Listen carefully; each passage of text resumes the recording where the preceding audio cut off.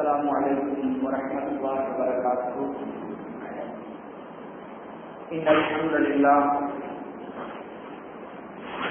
கண்ணியத்திற்குரிய எல்லாம் வல்ல அல்லாஹ் நல்லடியார்களே, அல்லாஹுவின் பேரருளால் அவனுடைய தூதர் ஸல்லல்லாஹு அலைஹி வஸல்லம் அவர்கள் காண்பித்து தந்த வழிமுறை அடிப்படையில் இந்த தஹஜ்ஜுத் தொழுகையை நிறைவேற்றிவிட்டு அவனுடைய மார்க்கத்தை அதன் சுய வழியில் அறிந்து கொள்ள வேண்டும் என்ற நல்ல நோக்கத்தில் நாம் எல்லாம் காத்திருக்கின்றோம். அன்றைக்குரிய சகோதர சகோதரிகளே, எது சுன்னத் எது பிதஅத் என்ற தலைப்பின் கீழ் கடந்த 2 நாட்களாக அடிப்படையான சில செய்திகளை அல்ஹம்துலில்லாஹ் நாம் அறிந்து வருகிறோம். அந்த வகையில் அன்றைக்குரியவர்களே, மறுமை நாளில் முதலாக அடியானுடைய காரியங்களில் அல்லாஹ் விசாரணைக்கு எடுத்துக் கொள்ளக்கூடிய காரியம் தொழுகை என்று பெருமானார் ஸல்லல்லாஹு அலைஹி வஸல்லம் அவர்கள் சொல்லித் தருகிறார்கள். அந்த தொழுகையில் கடமையான தொழுகை, உபரியான தொழுகை என்று இஸ்லாம் 2 வகையான தொழுகைகளை நமக்கு சொல்லி தந்திருக்கிறது. அன்றைக்குரியவர்களே, கடமையான தொழுகைகளை சொல்லி நாம் எடுத்துக்கொண்டால் அதனுடைய எண்ணிக்கையிலோ அல்லது எத்தனை வேளை தொழுகைகளை நிறைவேற்ற வேண்டும் என்பதிலோ எந்த விதமான விதவத்துகளையும் இதுவரை யாரும் புகுத்தவில்லை, புகுத்த முடியவில்லை. 5 நேர தொழுகைய எக்ஸ்ட்ரா ஒரு வேளை அல்லது லோகரியே 4 ரக்கா தொழுகிறோம், 6 ரக்கா தொழுதா என்ன என்பது போன்று கடமையான தொழுகையை எத்தனை வேளை தொழ வேண்டும், எத்தனை ரக்காத்துகளை தொழ வேண்டும் என்பதில் இதுவரை எந்த விதவத்துகளும் புகுத்தப்படவில்லை, அல்ஹம்துலில்லாஹ். ஆனால் உபரியான தொழுகைகளை பொறுத்தவரை சில குழப்பங்கள் மார்க்கத்தின் பெயரால் மக்களுக்கு மத்தியில் புகுத்தப்பட்டிருப்பதை நாம் பார்த்து வருகிறோம். முதலில் இந்த உபரியான தொழுகைகளிலே எவை சுன்னத் என்பதை அறிந்து பிறகு எவை பிதஅத் என்பதையும் நாம் தெரிந்து கொள்ளவிருக்கிறோம். அன்றைக்குரியவர்களே, கடமையான தொழுகைகளுக்கு முன்னாலும் பின்னாலும் தொழ வேண்டிய சில சுன்னத்தான தொழுகைகளை ரசூலுல்லாஹி ஸல்லல்லாஹு அலைஹி வஸல்லம் நமக்கு சொல்லி தந்திருக்கிறார்கள். சுபஹ் தொழுகைக்கு முன்பாக 2 ரக்காத்துகள், சுபஹ் தொழுகைக்கு பிறகு எந்த ஒரு சுன்னத்தையும் அல்லாஹ்வுடைய தூதர் அவர்கள் சொல்லித் தரவில்லை.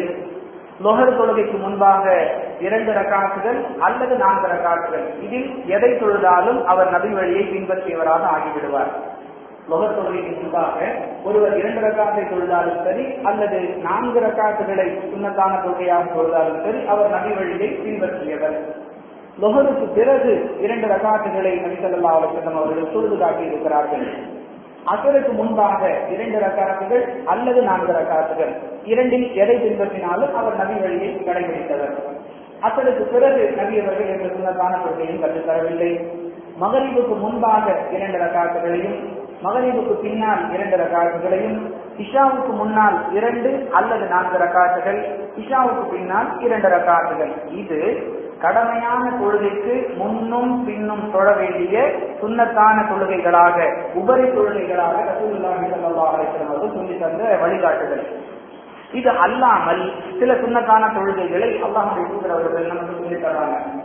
அதுல ஒன்று தஹஜ்ஜுத் தொழுகை. எந்த அளவுக்கு சிறப்பு என்பதெல்லாம் நம்ம ஜும்மாவில் பயான்ல கேட்டோம். கடமையான தொழுகைக்கு அடுத்து சிறப்பான அந்தஸ்துள்ள தொழுகை என்று சொன்னால் அது தஹஜ்ஜுத் தொழுகை தான் என்று நபி ஸல்லல்லாஹு அலைஹி வஸல்லம் சொல்றாங்க. இது ஒரு வழியான வணக்கம். இது அல்லாமல் லுஹா தொழுகை, முற்பகலிலே தொழக்கூடிய, சூரியன் நன்றாக மேலே வந்த பிறகு முற்பகல் நேரத்தில் தொழக்கூடிய தொழுகைக்கு லுஹா தொழுகை என்கிற பெயர். அப்படி ஒரு தொழுகையை ரசூலுல்லாஹி ஸல்லல்லாஹு அலைஹி வஸல்லம் அவர்கள் சொல்லி தந்திருக்கிறாங்க. இந்த தஹஜ்ஜுடைய தொழுகையை எத்தனை ரக்காத்துகளாக தொழ வேண்டும் என்பதற்கு எல்லாம் பல ஹதீஸ்கள், பல அளவுகள் நமக்கு சொல்லித் தரப்பட்டிருக்கின்றன. அதையெல்லாம் பல சந்தர்ப்பத்தில் நம்ம தெரிஞ்சு வச்சிருக்கிறோம். லுஹா தொழுகையை பொறுத்தவரை 2 ரக்காத்துகள், 4 ரக்காத்துகள், 8 ரக்காத்துகள், இந்த 3 விதமாக ரசூலுல்லாஹி ஸல்லல்லாஹு அலைஹி வஸல்லம் தொழுதார்கள் என்பதற்கு ஹதீஸ்கள்ல நாம் ஆதாரங்களை பெற்றுக் கொள்ள முடிகிறது. அல்லாஹ்வுடைய தூதர் ஸல்லல்லாஹு அலைஹி வஸல்லம் சொல்றாங்க, மாதம் 3 நாட்கள் நோன்பு நோற்பது, படுக்கைக்கு செல்வதற்கு முன்பாக வித்ரு தொழுகையை நிறைவேற்றுவது, தினமும் 2 ரக்காத்துகள் லுஹா தொழுவது, இந்த 3 விஷயங்களையும் பற்றி பிடித்துக் கொள் அப்படின்னு சொல்லி தர்றாங்க. இந்த ஹதீஸ்ல லுஹா தொழுகை 2 ரக்காத்துகள் தொழுது கொள்வதற்கு அனுமதி சொல்லப்பட்டிருக்கிறது. அல்லாஹ் சொல்லுவதாக ரசூலுல்லாஹி ஸல்லல்லாஹு அலைஹி வஸல்லம் சொல்றாங்க, ஆதமுடைய மகனே, மனிதனே, நாளின் ஆரம்பத்தில், அதாவது அந்த முற்பகலுடைய நேரத்துல 4 ரக்காத்துகளை தொழுதுகள், அன்றைய உன்னுடைய முழு அனைத்து தேவைகளுக்கும் நான் பொறுப்பேற்றுக் கொள்கிறேன் என்று அல்லாஹ் கூறுவதாக நபி ஸல்லல்லாஹு அலைஹி வஸல்லம் சொல்லி காட்டுறாங்க. இந்த ஹதீஸ் லுஹா தொழுகை 4 ரக்காத்துகள் என்பதற்குரிய ஆதாரமாக இருக்கிறது. இன்னொரு சந்தர்ப்பத்தில் ரசூலுல்லாஹி ஸல்லல்லாஹு அலைஹி வஸல்லம் அவர்கள் 8 ரக்காத்துகளை லுஹா நேரத்தில் தொழுதார்கள், மிக சுருக்கமாக தொழுதார்கள் என்ற ஹதீஸை அடிப்படையாக வைத்து 8 ரக்காத்துகளில் லுஹா தொழுகையாக நிறைவேற்றலாம். தஹஜ்ஜுக்கு அடுத்து லுஹா என்கிற ஒரு உபரி தொழுகையை பெருமானார் ஸல்லல்லாஹு அலைஹி வஸல்லம் சொல்லி தந்திருக்கிறாங்க அப்படிங்கிறது இந்த ஹதீஸுகள் எல்லாம் ஆதாரங்களாக இருக்கின்றன. இது அல்லாமல் இஸ்திகாரா தொழுகை, ஒரு விஷயத்தில முடிவெடுப்பதற்கு தடுமாற்றம் ஏற்படுகிறது. ஒரு காரியத்தை செய்யலாமா வேண்டாமா என்கிற ஒரு குழப்பம், அல்லது நமக்கு முன்னே 2-3 காரியங்கள் இருக்கிறது, எதை செய்வது என்று முடிவு செய்வதற்கு முடியாத ஒரு குழப்பமான ஒரு மனநிலை இருந்து கொண்டிருக்கிறது. மக்களிடத்தில் ஆலோசனை கேட்டால் கிடைக்கக்கூடிய ஆலோசனைகளை வைத்து ஒரு முடிவுக்கு வர முடியாத ஒரு நெருக்கடி நிலை ஏற்படுகிறது. இப்படிப்பட்ட நேரத்தில் அல்லாஹ்வுடைய அனுமதி, அல்லாஹ்வுடைய ஆலோசனையை பெறுவது போன்ற ஒரு ஏற்பாடாக பெருமானார் ஸல்லல்லாஹு அலைஹி வஸல்லம் சொல்லி தந்த தொழுகை இஸ்திகாரா தொழுகை, ஸலாத்துல் இஸ்திகாரா. இதுவும் நபி ஸல்லல்லாஹு அலைஹி வஸல்லம் சொல்லி தந்த உபரி வணக்கம். அது அல்லாமல் மழை வேண்டி, அதிகமான வறட்சி பஞ்சம் ஏற்படக்கூடிய காலங்கள்ல அல்லாஹ்விடத்துல மழையை வேண்டி துஆ செய்யும் விதமாக தொழக்கூடிய மழை தொழுகை, கிரகணங்கள் ஏற்படும் பொழுது தொழக்கூடிய கிரகண தொழுகை, 2 பெருநாட்களின் பொழுது நிறைவேற்றக்கூடிய பெருநாளுடைய விழல் தொழுகை, இறந்தவருக்கு பாவ மன்னிப்பு தேடுவதற்காக தொழக்கூடிய ஜனாசா தொழுகை, இதுவெல்லாம் பெயர் குறிப்பிட்டு அளவு நிர்ணயம் செய்யப்பட்டு அல்லாஹ்வுடைய தூதர் ஸல்லல்லாஹு அலைஹி வஸல்லம் அவர்களால் சொல்லித் தரப்பட்ட உபரி தொழுகைகள். இவையெல்லாம் தொழுகையில் சொல்லித் தரப்பட்ட சுன்னத்தான காரியங்கள், சுன்னத்தான தொழுகைகள். அன்புக்குரியவர்களே, இவை அல்லாமல் எதை நபி ஸல்லல்லாஹு அலைஹி வஸல்லம் தன்னுடைய வழிமுறையாக சுன்னத்தாக சொல்லி தந்திருக்கிறார்களோ அவை அல்லாமல் சில தொழுகைகளை மார்க்கத்தின் பெயரால் மக்கள் புகுத்தி இருக்கிறார்கள். ஆரம்பத்திலிருந்து நம்ம சொல்லிட்டு இருக்கிறோம், மார்க்கத்தின் பெயரால் மார்க்கம் சொல்லாததை யாராவது புகுத்தினால் அதுதான் பிதஅத். அதற்கு உதாரணமாக இஷ்ராக் தொழுகை, குறிப்பாக தப்லீக் சகோதரர்கள் தொழக்கூடிய இஷ்ராக் தொழுகை, சூரியன் உதயமான உடனே தொழக்கூடிய ஒரு தொழுகை இஷ்ராக் தொழுகை என்று பெயர் வைத்திருக்கிறார்கள். அன்பிற்குரியவர்களே, அப்படி ஒரு தொழுகையை ரசூலுல்லாஹி ஸல்லல்லாஹு அலைஹி வஸல்லம் தொழுததாகவோ தொழும்படி கட்டளையிட்டதாகவோ திருக்குர்ஆனிலோ ஆதாரபூர்வமான ஹதீஸுகளிலோ எந்த விதமான ஆதாரத்தை நம்ம பெற்றுக்கொள்ள முடியலை. இப்ப என்ன கேள்வி, எந்த ஹதீஸிலும் இல்லை. அப்படி இருக்கும்போது எப்படி சொல்கிறாங்க, என்ன அடிப்படையில் அவர்கள் முடிவு செய்கிறார்கள் என்று சொன்னால் 6 ஹதீஸுகள் ஆதாரமாக இதுக்கு எடுத்து வைக்கிறாங்க.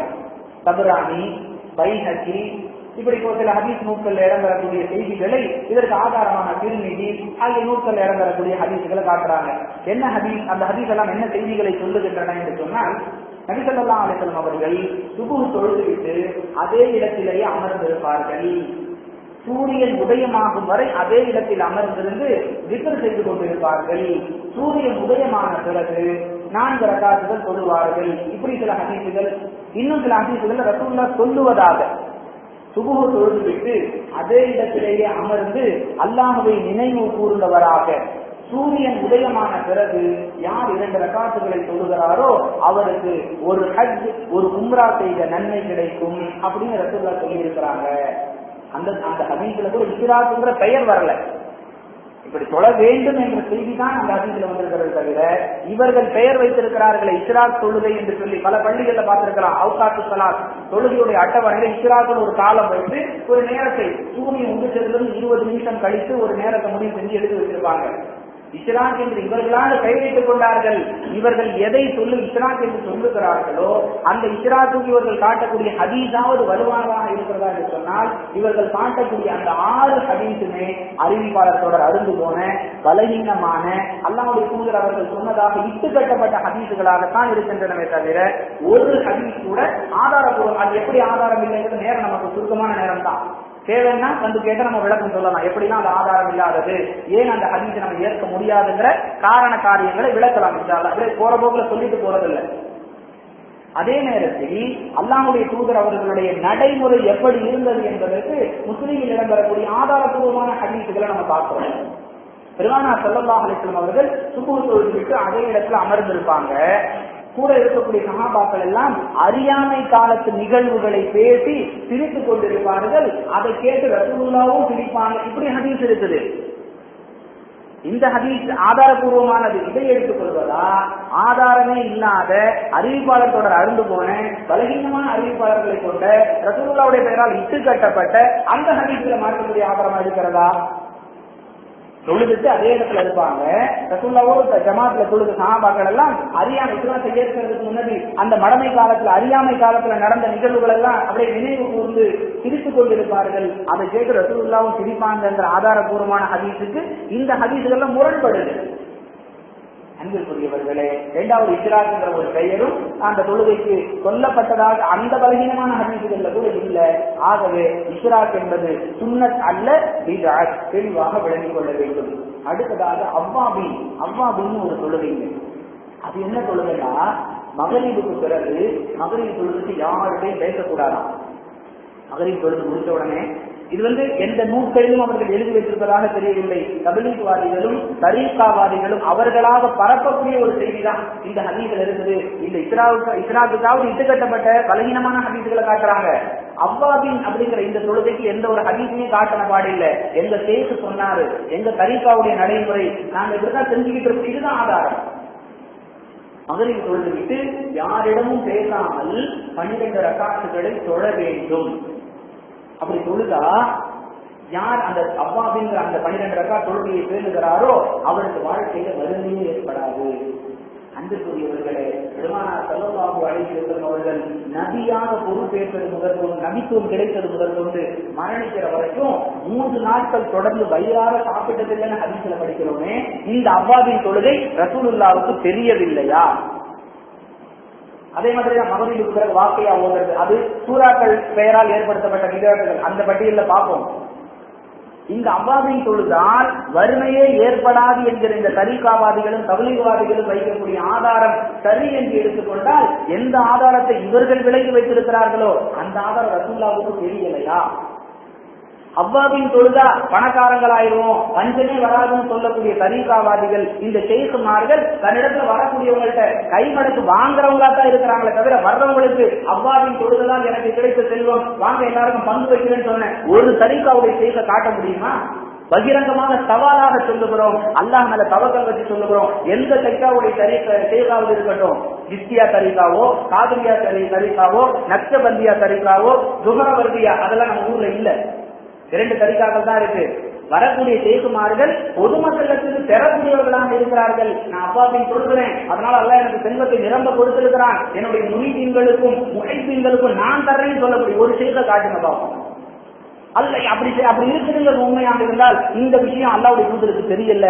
மரணிக்கிற நேரத்துல சில மரக்கால் கோதுமைகளுக்காக தன்னுடைய போர் கவச ஆடையை அடகு வைத்து அதை மீட்க முடியாம தான் அல்லாஹ்வுடைய தூதர் மரணித்தார்கள் என்பதை நபிகளாருடைய வாழ்க்கை நமக்கு பாடம் சொல்லுகிறது. அவ்வாபிங்கிற ஒரு விதாட்டை இவர்கள் புகுத்தி அதற்கு ஒரு தொழுகை அந்தஸ்தை கொடுத்து அதற்கு ஒரு நேர வரையறை, மகரிபுக்கு பிறகு யாரிடமும் பேசாமல் 12 ரக்காத்துகள் தொழுத செல்வம் கொழிக்கும். அன்புக்குரியவர்களே, ஒரு அடிப்படையை விளங்க வேண்டும். இஸ்லாம் சொல்லக்கூடிய எந்த வாக்குறுதியும் உலக சம்பந்தப்பட்ட வாக்குறுதியே கிடையாதுங்க. முழுக்க இஸ்லாம் சொல்லக்கூடிய அனைத்து விஷயங்களிலும் மறுமை சார்ந்த விஷயங்கள். தொழுதா பணக்காரன் ஆயிடுவ, எங்கேயாவது இருக்குதா? நோன்பு வச்சா நோயே வராது, எங்கேயாவது இருக்குதா? ஹஜ் செஞ்சா வறுமையை, இப்படி உலக விஷயத்தை வாக்குறுதியாக கொடுத்து இஸ்லாம் எந்த விஷயத்தையுமே நம்ம மீது கடமையாக்கவில்லை.